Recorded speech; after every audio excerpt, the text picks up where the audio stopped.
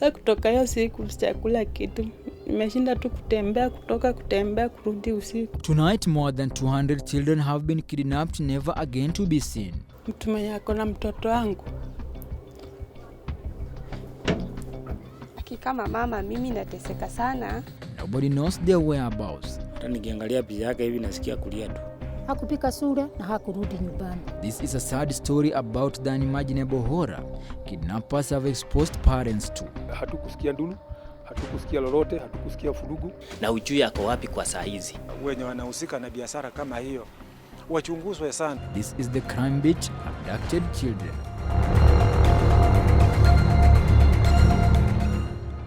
It might not be real for you, not until the reality of the rate at which young children are disappearing in the country mysteriously hits you. Hiyo hapa mwaja ni kubwa. The child trafficking syndicate is now a reality and a bad nightmare here at home. Alishikwa na mtu alikuwa na gari ndogo. This is Helen Nelima, a young mother of 2 but is now left with only 1 child. What happened? Mtoto wa jirani yangu ndiye alikuja kwa nyumba akaita Michelle, kuja tucheze. Michelle akatoka nje, wakaanza kucheza tu hapa nje kidogo. Kumba waliteremka chini. Sasa wenye walienda na yeye, huyu mtoto mwingine akamwacha akarudi, Michelle akaendelea kuenda. Kutoka hapo akienda hivyo akapotea. Helen stays in Nairobi's Pipeline Estate at Stage Mpya. This is one of the densely populated areas in the capital and probably a haven for child kidnappers. 24 hours after her 3-year-old daughter and the last born, Michelle Kemunto was taken hostage by her kidnappers. She received a strange call from a private number. The voice was that of a man. The phone call crushed the young woman. Private number wakanipikia. Akaniambia, "Wewe ni mama Michelle?" Nikasema, "Usishughulike kutafuta mtoto wako, tuko na yeye. Na ninataka 150k." She then rushed to a nearby police station to file an official report. Tukaripoti huko Kware. Paka Njenga tulienda. Paka kila mahali. Paka Embakasi sasa tulimalizia huko. Tuchapata ripoti yote ya mtoto. 5 days later, authorities seems unable to track the syndicate and bring Michelle back home. Mali yako tu anisikilie huruma niletee mtoto. Hiyo tu. Na polisi pia wanisaidie kunitafutia. It is horrific, heartbreaking and probably one of our lowest life moments. Things have turned tragic for this young family. Sasa hii ukweli siko sawa kabisa. Sana chizi ni kama nimepoteza kitu kubwa sana kwa maisha yangu. Kupoteza maenjo. 3 days. What has upset them even more is how the mother of Michelle's friend, a neighbor who picked Michelle from their house, has refused to cooperate and help them trace their daughter. Sasa mama yake akawa ni kama nakataa mtoto asinipeleke. The father is weak and almost breaking down. I appeal mwenye amemuona anirudishie mtoto wangu. Everything seems not okay. As police were working on solving Michelle's disappearance puzzle, another family in Nairobi's Kariobangi South is holding onto their hearts and praying for their daughter's safe return home.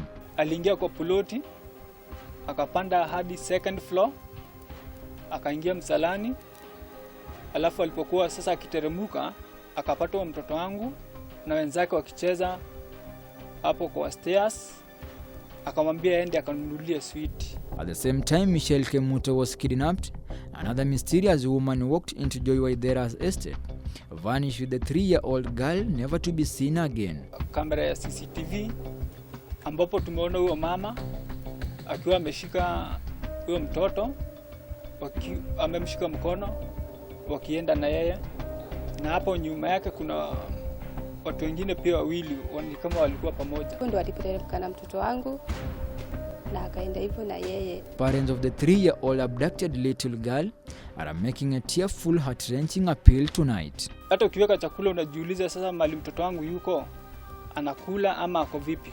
Ukienda kulala unajiuliza mtoto wangu analala vipi? Ako vipi?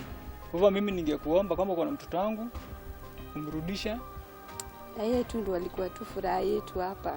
As the search for Michelle and Joy continues, police have another hard nut to crack here. Ripoti tukaenda tukapiga mpaka tuko na OB ya police station, Soweto police station. mpaka wa saizi hatujasikia yeyote ambaye amejitokeza kwamba amemuona mahali. This is another case of a missing child. His name is Charles Magubo.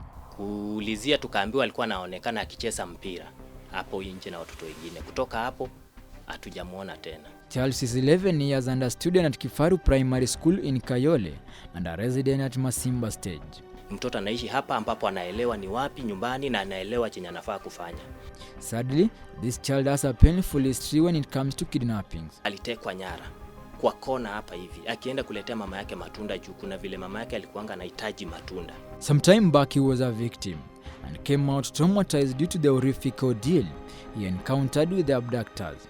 Kuna mtu alimshika akaenda akamtupa, akamfanyia chenye alimfanyia, akamtupa mahali pale mbele karibu na Nyamavila na huku nyuma. Sasa hapo ndio tulienda tukampata tukamtoa huko. During his first kidnapping incident, police uncovered nothing. It is not long and the parent is again blaming the authorities.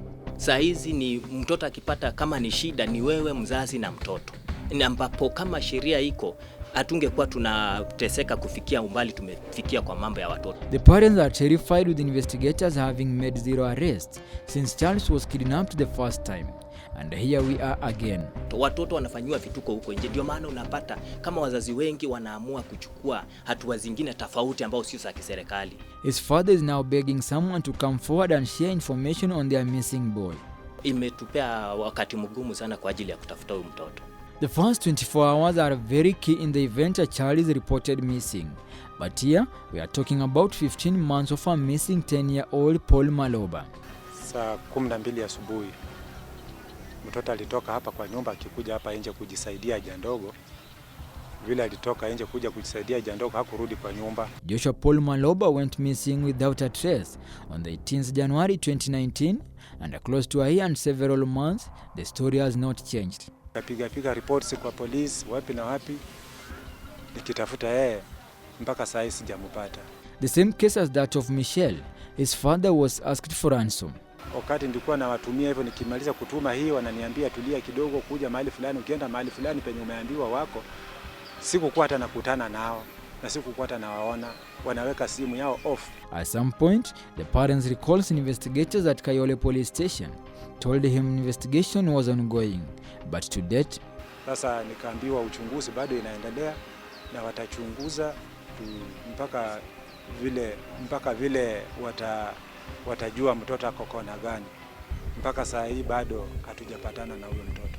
Kwa hivyo niko na matumaini ya kwamba siku moja nitakuja kumpata. Close to 50 kilometers away from Nairobi, we arrive at Lari Kinare Ward in Limuru. Here we meet with the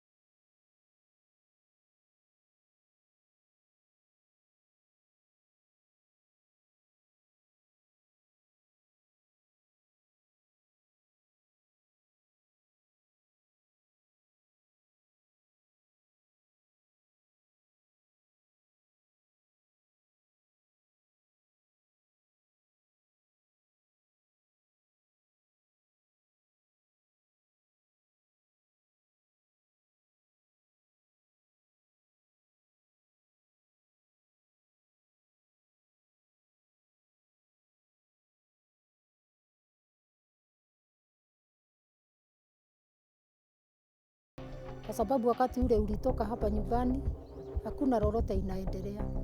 Tukiamuka tunakungojea kama utakuja. As this remains a horrific horror to investigators, another family in Nairobi's Mathare, Kosovo, has not seen their daughter for over 6 years now.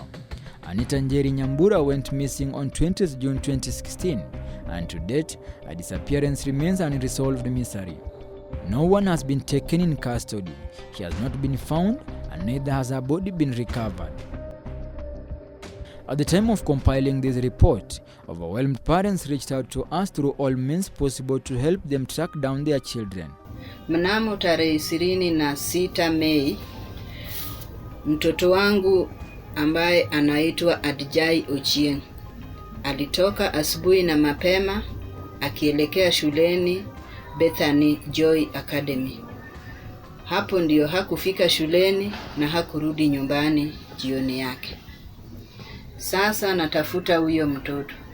Yeyote ambaye atakutana na yeye, tafadhali apige ripoti police station yeyote. In Nairobi's Mbotela estate, another family is in panic and traumatized. They are looking for David Emmanuel Obiero.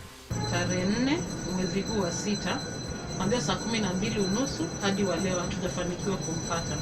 Tumepiga ripoti Makongeni police station.